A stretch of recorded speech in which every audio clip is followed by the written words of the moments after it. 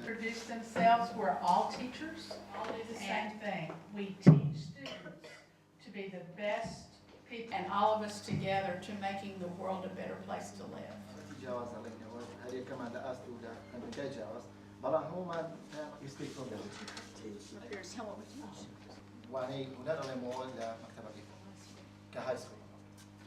We use art to teach. We use art in a lot of the other subjects to teach. Teaching for 10 years. Students.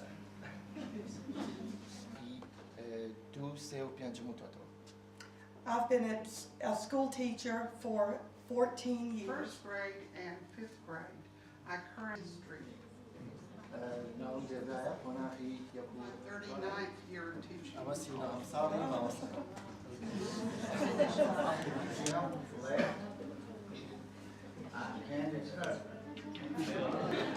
It's 41 years. And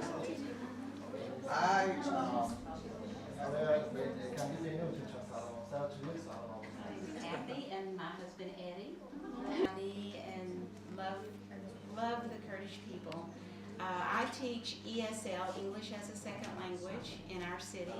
And told them, Kurdistan is not like the southern part of this country.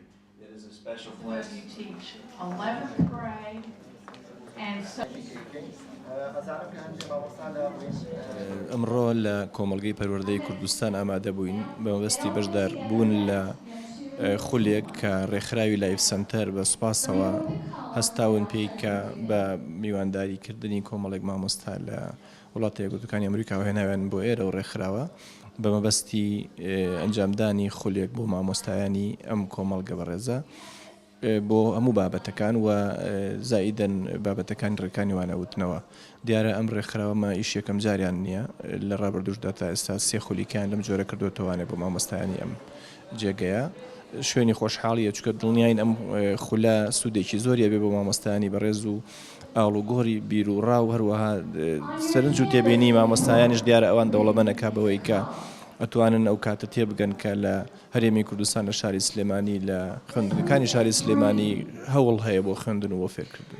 وەگە بینن ئەمڕۆ لە کۆمەڵگەی پەروەردەیی کوردستان خولێک بۆ ڕێگاکانی وانەوتنەوە بۆ مامۆستایان ئەنجامەدرێت کە لەلایەن ڕێکخراوی لایف سەنتەری ئەمریکیەوە بەڕێو دەچێت و ئەمە یەکەم خول نییە پێش ئەمەش کە خول بۆ مامۆستایان بۆ فێربوون و زمانی ئینگلیزی و بەهێزکردنی تواناکانیان ئەنجام دراوە و ئێستاش ڕێگاکانی وانەوتنەوە ئەنجامەدرێت و ئێمە کۆمەڵگەی پەروەردەیی کوردستان دایمە لە هەوڵین لەگەڵ ڕێکخراوەکانە و لەگەڵ دەستگا پەروەردەیەکانە بۆی توانای مامۆستاکانی خۆمان بەرز بکەینەوە بۆی بتوانین باشی خزمەت بە خوێندکار عزیزەکانمان بکەین. خوشحاڵم کە ئەم خولەک پێشکەشەکەین ئەمان توانی ئەم پەیوەندی دروست بکەین نێوان منەزمە ئێمە لایف سەنتەر لەگەڵ ئەم مەکتەبە شتێکی زۆر نمونەیە بۆ ئێمەش یەکم جارە کە پەیوەندیمان دروست کرد بەم شێوە چالاکمان هەیە لە وڵاتی ئوردن لەوێ ئەو پەیوەندی هەیە بەس تا ئێستا ئێمە هەر خولەکی زمانمان هەبوو بۆ هەموو کەسێک بەڵام ئەمە یەکم جارەکە ناو مەکتەب ئیش بکەین